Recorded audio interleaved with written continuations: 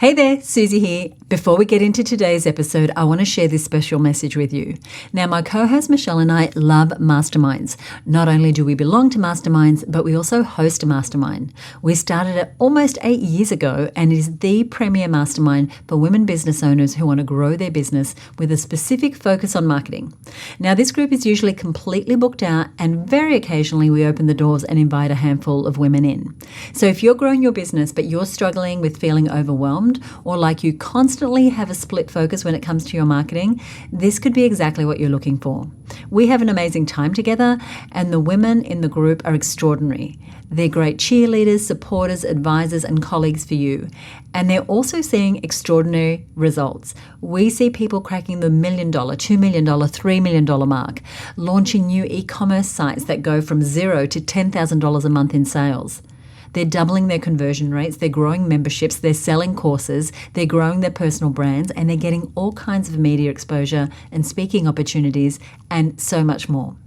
You can learn more about the mastermind and join the wait list over at herbusinessmastermind.com. We're going to open the doors soon, so you definitely want to be on the list to get an invitation. So head on over to herbusinessmastermind.com.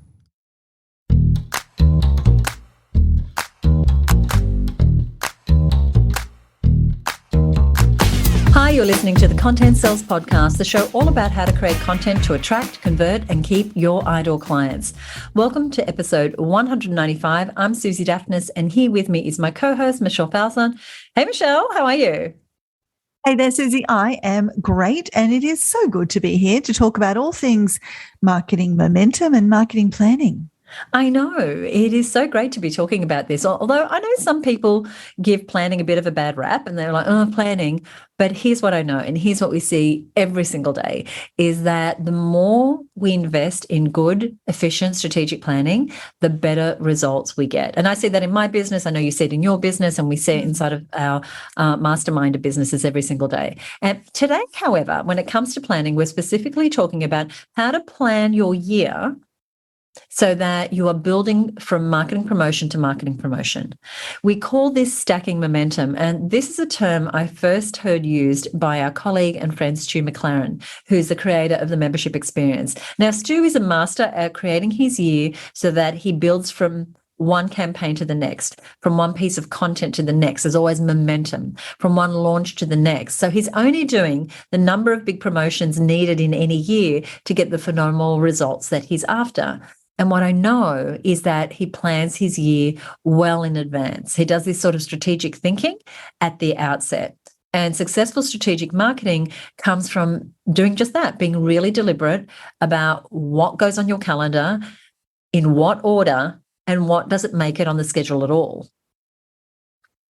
Oh, amen to that, sister. It is so powerful when we can give ourselves that opportunity to zoom up and look at the year in its entirety versus that sort of knee-jerk, oh, we don't have any sales, quick, let's do something. So that each of those campaigns and each of those things you're doing really build momentum, really stack momentum, using that phrase, or stacking momentum, that phrase that Stu has pioneered. And here's what happens when we don't create that time to plan, to think like that. Very often with poor planning, we end up expending more energy.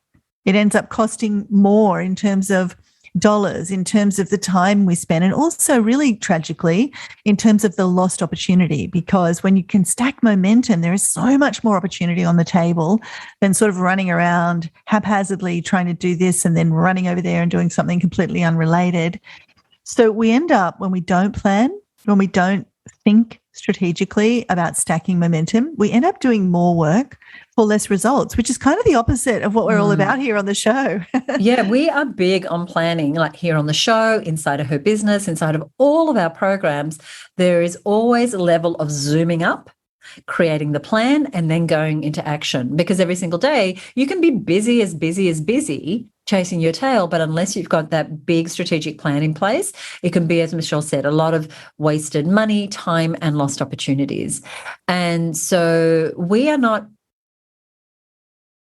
thinking about planning in the way that we allow it to paralyze us and stop us from taking action, but really as a healthy dose that can be business changing. And we see it changing businesses every day. We see it changing the way women mature as business owners, as marketers, as content creators. The other thing that is good to know at the outset is that you often need more lead time for your marketing promotions, for your big content, for your big programs.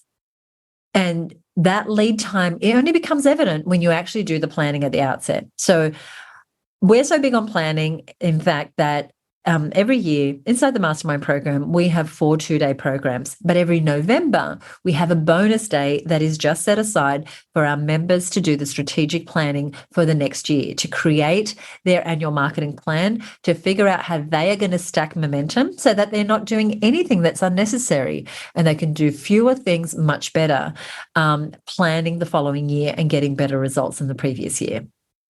Yeah, and that lead time you're talking about is not only the lead time on each promotion, so you can really stack that momentum, but it's just the lead time on how and when you start even thinking about the year to come. And that's why, you know, we do that planning day in November where our masterminders begin thinking about, and really not just thinking about it, but documenting what's going to happen in the following year. And I'm always amazed by the flurry of emails and marketing messages and, you know, people putting out stuff around December and January about planning the year ahead. And I kind of look at that and I think, gosh, that's really a bit late. I mean, getting those messages out in December and January, I feel like you should have been already on this earlier. Absolutely. Well, especially in Australia, where if you blink, it's suddenly the end of January, it's Australia Day, and you've lost a month. If you haven't done that work at this time of the year, and this episode is coming out in October, so we are just on the brink of starting our big planning strategies across her business. So here's the thing. Once you get that plan, you need some time to prep the plan and implement it. Because if you're waiting till January, you know, it's going to be April before you can really feel like you've got your head around it, you got the plan underway, you've figured things out, and suddenly the first quarter's over.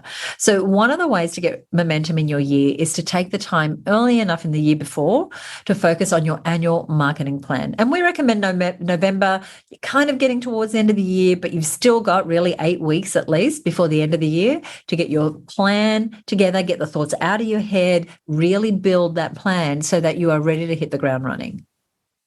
Yeah, November or even earlier in some cases. I think November is a great time to do it, and it works out really, really well for our masterminders. I know that bonus planning day is one of their most favorite days because it really does set them up for success. And it is one of the things when people join the mastermind that was a bit of a blind spot before they joined. They were doing that planning. Oh, it's the new year. I better plan the new year. And this magical shift in planning that year ahead before you've left the last year is super powerful. So, but for some types of businesses, you actually might even need to begin that planning much earlier. So, for example, we're often planning our activities, Suzi and I, even earlier than November, especially if you have an annual program like we do, which is the Marketing Success Mastermind. We're often planning that marketing out 18 months in advance because if we're doing an intake and we're inviting people to join us, they kind of want to know what the next 12 months is going to be like. And so we're very often figuring out for example, our 2023 dates, the middle of 2022. And so just depending on your business, you might need to even bring that planning forward or a portion of that planning forward. But the gist of it is, do it earlier than you might. Exactly. And so by the middle of 2022, we already have our 2023 dates for the mastermind. We already know when the intakes are going to be, and we've done that in advance. Similarly, for her business, our calendar and the key programs, our Reach Retreat, when we're going to be opening the doors for membership, that has already been planned out. And the reason is you want to get the big things in place first, and you want to have a look at the order in which things are happening. We're going to talk about that a little more in a moment.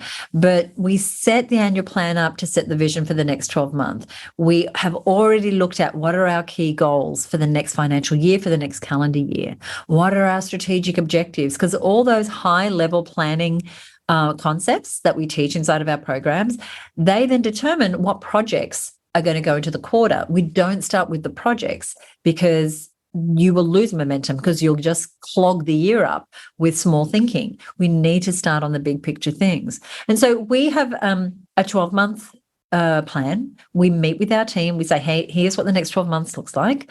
We then have quarterly planning sessions where we look at the quarter just gone and we deconstruct that. And then we look at the quarter that's coming up and we keep it still pretty high level. And then we revisit the plans at a more detailed level when it comes to the details. And so then we dive into our calendar, we dive into our project management, etc. But we start way in advance. And so we're talking 12 to 18 months. And again, like Michelle said, we see people at the beginning of a year figuring out what they're doing that year. By that point, the horse has bolted, as the saying goes. And so you want to be working in advance, even if it's a very high level. But one of the things you want to do is you want to put the most important things in first. So it could be the most important programs, or it could be, you have some very key strategic objectives for the next year. And so you want to put in any activity, any milestones related to that in your plan first. So if you, for example, have a financial target, what are the specific activities that you can do throughout that year to reach that target? Not how many things can you do, but what is the least number of high-performing things that you can do in a year to reach that target? And depending on the complexity of what you're choosing, you're going to need more of a lead time. So again, once you are sitting at the 30,000-foot view, you can see what the year looks like. But once you're in that month and sitting at ground level, it's really hard to see what's coming up. And so look at where can you leverage your time and energy. So maybe you have a particular something that you offer. It's a course, it's a membership, it's some sort of product or service, and maybe it accounts for a large part of your revenue.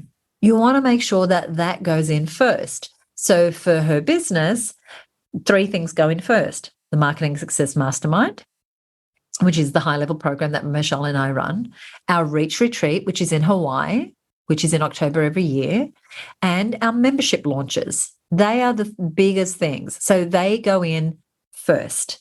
And then if we're going to do additional courses, the things that we're going to be doing inside of the membership, they get put in around those, what we call big rocks. Like the big rocks go in first, and then we spread the other things, the pebbles, the sand on this landscape around those other things. But first you have to, because if you don't put the big things in place, the time, the energy, the months, the weeks, the days, they will get snapped up by whatever's urgent, by whatever's the shiniest, by whatever's the brightest, by whatever your competition is doing, anything except the things that are going to lead you to do the marketing that's going to give you the results that you want. Over. That's great advice. Such great advice. And, Suzi's a master planner. You just want to drink in. Whenever she starts talking planning, you just want to prick up your ears and take notes, people. And so with that fantastic scene set, we were said at the beginning of the show, we're kind of linking this idea of planning with this idea of stacking momentum. So while we want to give you some best practices around planning, we also want you looking at that plan with that eye, which is always asking, how do I build momentum? How do I optimize those big rocks in my annual calendar? And there's a few key things that pull the strings on how much momentum you build in a year. And one of those things is the order in which you put the things in the year. The other is the gaps that you leave between things. And they're 2 really key things that you want to be thinking about, because, if you're doing things out of order, you can be messing with the momentum. If you're leaving too much gap between things, you can be having hot leads go cold unintentionally. And so, for example, let's look at the order idea for a minute. If you did a big launch, perhaps like in Suzi's case, the membership, where she might be putting money into Facebook ads and really bringing a whole lot of new people or cold leads. Like a cold lead is somebody who hasn't really had much to do with you before. Bringing a whole lot of new people into her world that she's invested money in. Now, a certain number of those people will come into her membership. But then it's thinking about, right, well, of the rest of them that didn't come into my membership after that campaign is over, what am I going to put in place in a fairly timely way that moves those cold leads into perhaps something else? Or how do I capitalize on those cold leads so they don't go back cold again? Because It's surprising how quickly, when somebody comes onto your list or into your world, how quickly they will lose interest if you can't get them into momentum. Absolutely. So what are you going to do? You're going to put a nurture sequence in place. Are you going to offer them another product? Are you going to offer them something that's free, like another lead magnet, like a challenge or whatever it is? So really thinking about the order in which you do those things. So if you bring people in with a big launch, and you've got that on your calendar already, and you know you're going to invest in adding a lot of cold traffic to your audience in that launch, then it's best to schedule something that might be like a high dollar sale right after that capitalizes on those new people in your list, or some other thing that's going to really get them into momentum. And you don't want to leave it too long, because those warm leads can go very cold very quickly. And the interesting thing with stacking momentum is you often will think about the gaps between this promotion and that promotion, and people will overestimate how long they can leave that gap before somebody goes cold. So let's say you've got a promotion in April, you bring in a whole bunch of new leads, and then you don't have another promotion until July. You can more or less kiss most of those new April leads goodbye in July, right, unless you put something in much, much sooner. So for example, think about how you can build that next step in directly into the end of the thing you've just done. So you're kind of like daisy chaining your promotions or your campaigns or whatever. You've got those big rocks in your calendar throughout the year. So like if you launched a 6-week course in April and it runs through April and then into May, then at week 5 and week 6 in that course, be promoting the coaching program or the done with you program or the done for you program or the consulting or the one-to-one mentoring or whatever it is you want them to do next. Be promoting that before the course even ends. And that is really how you start to tap into some of this magic of stacking momentum, because while somebody's in this course, you've got their most attention. You've got they're at their point of feeling the most gratitude to you for the progress that they've made. They're on a high from the progress that they've made and from the other friends they've got in their program or from the one-on-one time with you or whatever it is. So really stacking those things in closer proximity and being very strategic about what thing is going to lead into the next thing a lot more deliberately as you craft your year.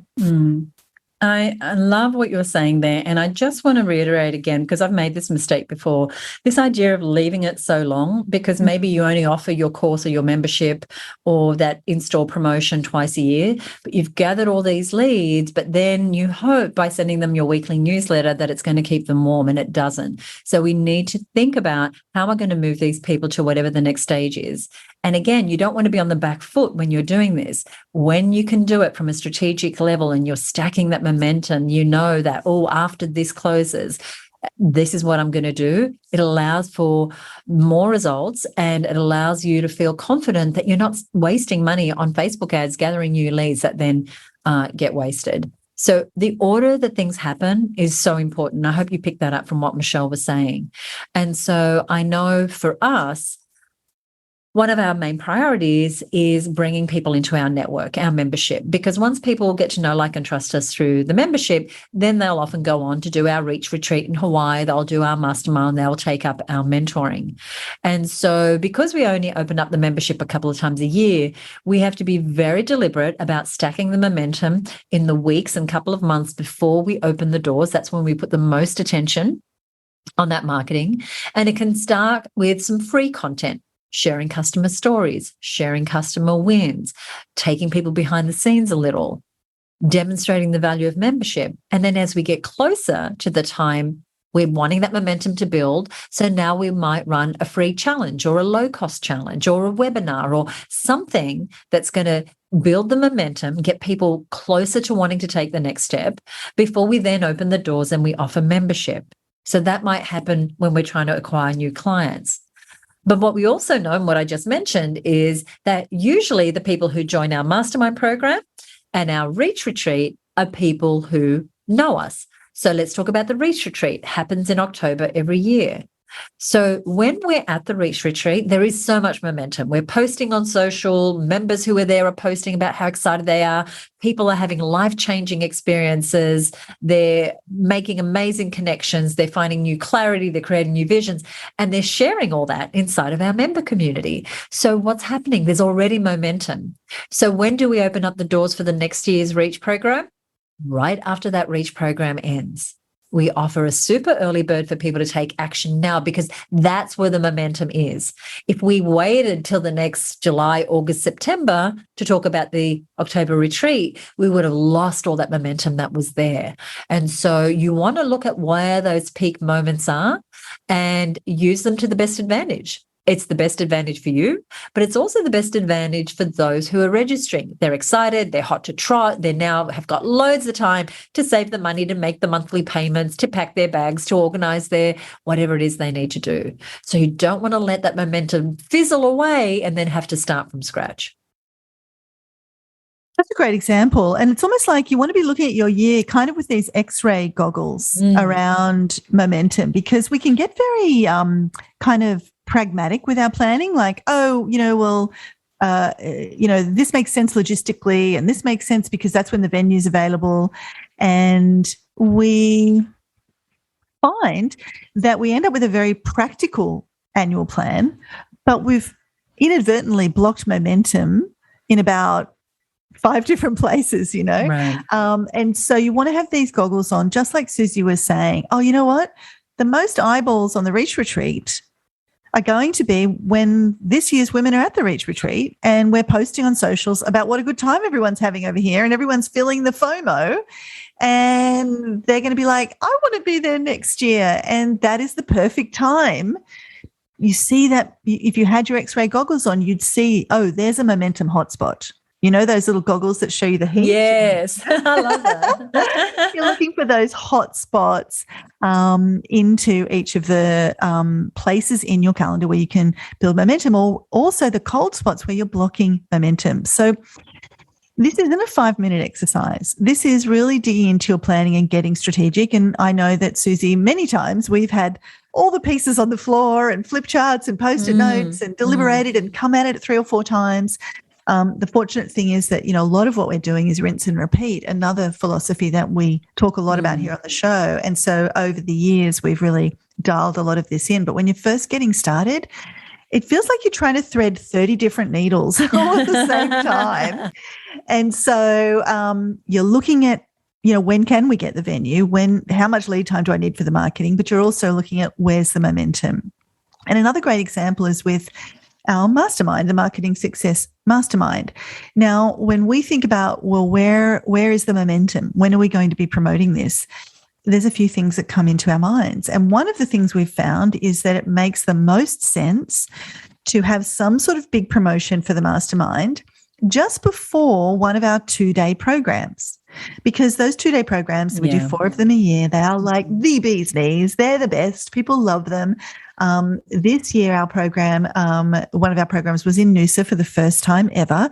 Amazing program. Yeah. And so we build a promotion in just before one of those 2 days, so that all the new people that are joining, we've got this beautiful carrot to dangle that, hey, in just a few weeks, we'll all be getting together for the 2-day program. And strategically, that's super sensible, because not only is it a tasty carrot that people think, oh, I want to join now, I don't want to put it off, but also we know they're going to get into momentum. They're going to join, and very, very quickly, they're going to be in the presence, the physical presence in most cases, of other amazing women in the program, and they're going to feel like they belong, and they're going to have a great time, and they're going to start getting results and hitting the road running. So, for example, this year, we hosted our really wonderful Mastermind Experience program, which is a 30-day program where you get a true taste of what it's like to be in a mastermind. We scheduled that in July. Now, why did we do that? Because we knew we could have a 30-day program, more or less from the 1st of July to the end of July. People would go through an amazing experience, and a certain percentage of those people would be ready to move on to our mastermind. So what did we do? We didn't wait till that 30 days was over. On weeks 3 and week 4 of that program, we actually opened the doors on our mastermind offer. You see that stacking of momentum happening there? And then what we said was, look, join now. We had an early bird that closed at a very specific time, right around the time the program ended. So there was some urgency building. And we also were able to say, and by the way, in just a few weeks, which was just over 3 weeks after the Mastermind experience closed, we've got this fantastic 2-day retreat in Noosa, which is a beautiful part of the coastline on the Australian eastern coast, which is just gorgeous and tropical and a really fun, desirable destination. So we had this lovely carrot. We had this urgency. We let people know while they were in this first program that was designed specifically to move them into the next program that the offer was open, and we put in scarcity and all of those things that we know help people to make a decision. So all that planning just takes some deep thought. It takes moving the pieces around on the chessboard. You might want to use Post-it notes. You might want to use a whiteboard. You might want to collaborate. You might want to walk away and percolate and come back. So think about, are there any ideal moments in your existing programs, in your existing product delivery that you want to sort of reverse engineer some of your other campaigns from? I love these questions because I hope as you're listening, you're thinking, oh, I hadn't really thought about it that way. But if I did, I see this wonderful opportunity where that heat map, it's like, that's the spot to do it. Very, very good. The key with all of this is starting with the big picture, really looking at your next 12 months and doing what we like to refer to as do less and obsess. Now, do less and obsess is a mantra that we've adopted inside of the Her Business Network. It's from a book by Professor Morton Hansen. And the idea is pretty obvious. It is to do fewer things and obsess about those things. And so how could you do fewer things in the next 12 months, but stack the momentum, really be deliberate about what goes on your calendar and obsess about those fewer things because they're the big needle moving activities. And you want to be thinking about that. What is it that I'm putting on my annual marketing plan that is stacking momentum, that is going to be the big needle moving activities, and which projects turn out to be just nice to haves and things that keep us busy and keep our teams busy and keep our resources? What can wait till perhaps the next year because it's something you want to do, but perhaps it's not necessary to you getting that year's strategic objectives, to getting that year's goals. So, how is one thing going to naturally lead to the next thing? Are you cannibalizing your own sales? And that is such an important thing because you might be cannibalizing your sales because you haven't stacked things in the best order for you to get the best results. For example, if we were trying to promote the Reach Retreat and the Mastermind program at the same time, it wouldn't make any sense, right? Because it's going to the same audience of people. And so we'd just be working against ourselves. And you might be doing that inside of your organization right now. So how can you spread things out? How can you have one lead to the other? Well, quite often we'll find when people do the Reach Retreat, they then want to go on and do Mastermind. So there's an opportunity there. When people do the Mastermind and they hear about the Reach Retreat, we can build some momentum there. But you want to be clear about what you're doing, what is on that game board of yours, and making sure that one thing is leading to the other. Michelle, I just want to check my headset because it just ran out of power and I just want to make sure it's back. If you could say something. You sound fabulous. Perfect. It seems to be working. So as I mentioned, we'll often start marketing the Reach Retreat at the end of the year for the next year, whereas Mastermind promotions are usually going to be around the middle of the year at their most intense. And then we circle back and do some additional Reach marketing. And I also want you to think about your team because you can lose momentum if you are on full throttle the whole time and you have big projects back to back to back. You will see better results if you can have peaks and troughs, if you can have highly intense and less intense times in the year. And also for yourself, because you don't want to be exhausted and totally depleted, because that's going to cause you to lose momentum. If you feel exhausted, if you get unwell, if you lose a team member because they've been driven into the ground, that is all going to lose momentum. So I mentioned do less and obsess, and often, and the reason that we harp on about this is that we often see women trying to cram too much into their annual marketing plan. And the too much isn't just too much activity, but is also not in the right order.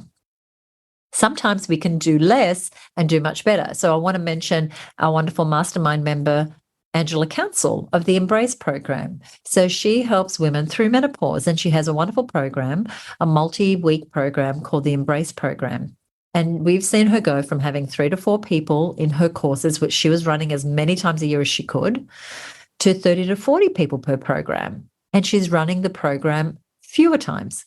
So she's now down to 3 times a year that she's launching the program. But what? She's getting more people. She's got more time to build momentum. She's got more time to build up the anticipation. She's got more time to do her pre-launch activity and to build up to her big challenge.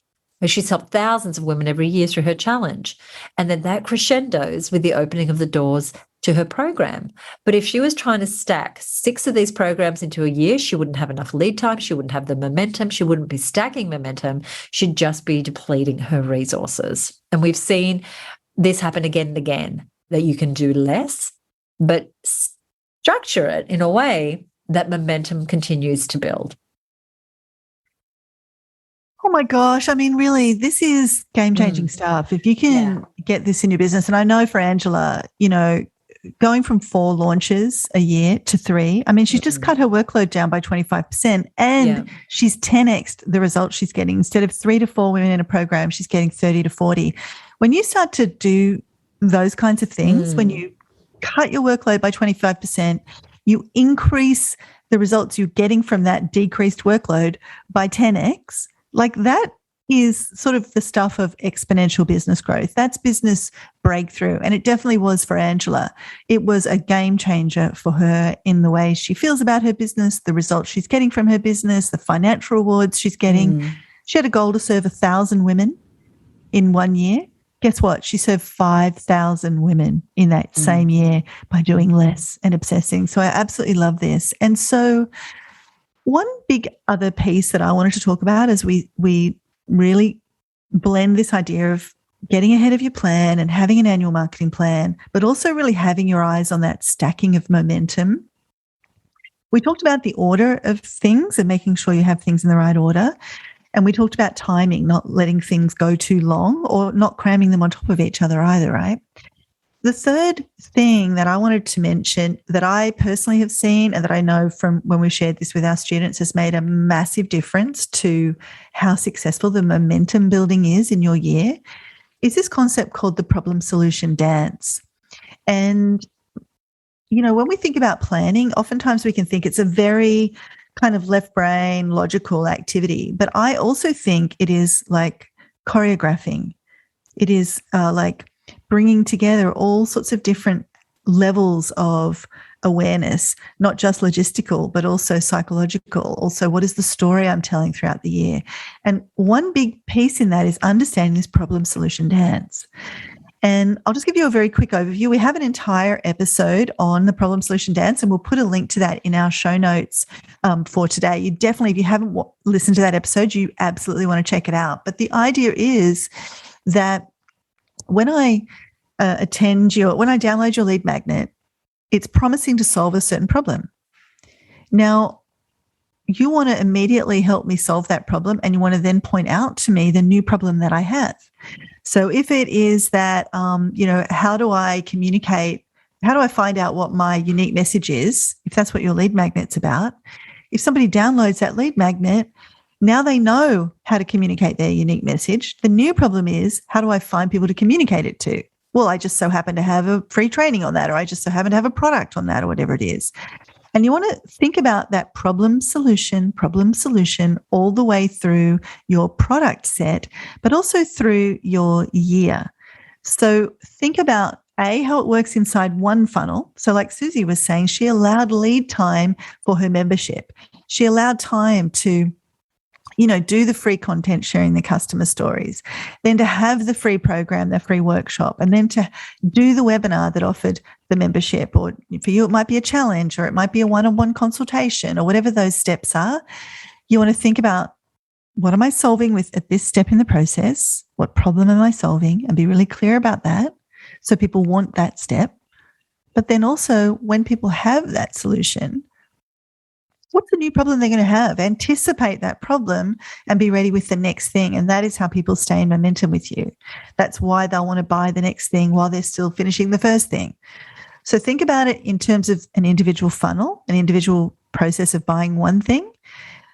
But then think about, once I've bought that thing, what's the next thing I'm going to want to buy? And that can very much help you with planning out the order of your year.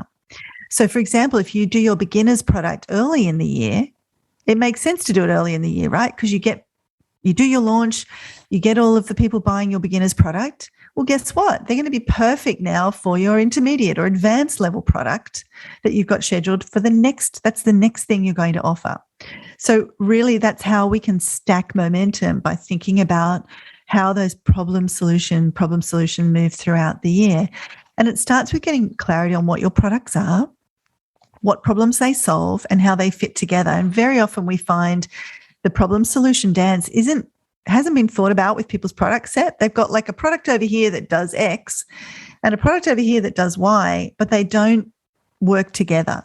So sometimes it can mean actually going back and reinventing or rethinking the way your products fit together. And we've got a great episode way back in episode 4 called Finding Your Marketing Mountain that will help you to think about that using a really cool process. But just to give you an example of this problem solution and thinking about it in advance. So this year and every year, Suzi runs a fantastic event called Her Business Live. And it's a one-day virtual program, really, really well loved by the Her Business community. A lot of people existing members invite their friends. It's a great place to get new members. But also, when thinking about your year in advance, what it gives you the strategic thinking to do is what Suzi was able to do, which is the theme for this year was all about how to have a business breakthrough. Now, that was a very strategic, deliberate thing that she knew would serve her audience and make a great one-day event and have people want to go into membership or stay in membership if they're in the membership already. But she also knew she wanted to make an offer for the Reach Retreat at Her Business Live. And reach is all about reaching out. It's about reaching beyond your comfort zone. It's about reaching into that next business breakthrough. So you can see that problem solution dance playing out there where people spend a whole day getting all of these breakthrough strategies. Now here's the problem solution dance, right? Now you've learned from this person and that person and this person how to have a breakthrough. One of the big things that's often missing is the mindset. The time, the space to actually give yourself the conditions to create your very own breakthrough. And I happen to have a solution for that. It's called the Reach Retreat. So you see how she's solving a problem that day with the Her Business Live. And then she's saying, great, you've solved the problem I promised I would solve when you came here. Now let me tell you what's the next thing you're going to anticipate. And let me show you how I've got something that will help you with that. And making an offer on the day of Her Business Live for the Reach Retreat while the momentum is there. That is how you can use the problem solution as like an overlay over your year to just take the momentum to the next level. I love that. I love how you explained that, Michelle. And that is, that is such a key part, is having one thing lead to the next, lead to the next. But again, you have to have that 30,000-foot view to be able to see how these things fit together. And just talking about breakthroughs and the Reach Retreat, I'm just so excited for the retreat and to see those breakthroughs come together. So as this episode goes to air, it's the beginning of October and the retreat is at the end of this month. And I don't know if we'll have any places by the time this becomes available, but if you're interested, head over to thereachretreat.com. Head over to thereachretreat.com. And if there are places available and you feel like you need a breakthrough in your thinking in order to reach those new levels in your business, then we'd love for you to apply. So there you have some of our top tips when thinking about your marketing plan, your annual marketing plan. You want to zoom up and see that whole year. And you want to try and get that planning in place by the latest in November the year before. So this is a really great time to be making plans. And I always encourage our members to take a day out of their schedule, turn off the phones, turn off the notifications, put the kids in childcare, put the dog in daycare, whatever you need to do to have the headspace to just look at your year in this strategic way. It makes all the difference. And inside of the Mastermind, as we mentioned earlier, we have a whole day dedicated to this. Inside of the Her Business Network, we spend the whole month of November tapping people on the shoulder, giving them resources, reminding them to start planning. So aim to have each promotion build on the next, right? We don't want random things because it sucks up too much energy and it doesn't give you any leverage. And think about the problem solution dance that Michelle outlined so beautifully. I loved this episode, if I do say so myself. Me too. Why not? Because it's one of my favorite topics. And we've seen so many of our masterminders get great results using this this idea. Now, we want to share the tips like those about stacking momentum with your annual marketing plan with as many business owners as possible. So if you enjoyed this episode, would you do us a favor and head on over to Apple Podcasts and just take 2 minutes to leave us a review? We have a ton of reviews and we have over 100 5-star ratings. And so we would love your thoughts as well. The lovely Carol Parr, who specializes in helping people who have toxicity in their home, maybe it's mold, maybe it's some other environmental concern, she was looking to create a new product. And so she tapped into one of our early episodes, episode number 37, which is about what is in a name, how to name things. And she said she says, I've been in this podcast most of the day. She posted this inside our group. She said, and I'm finding so many awesome ideas.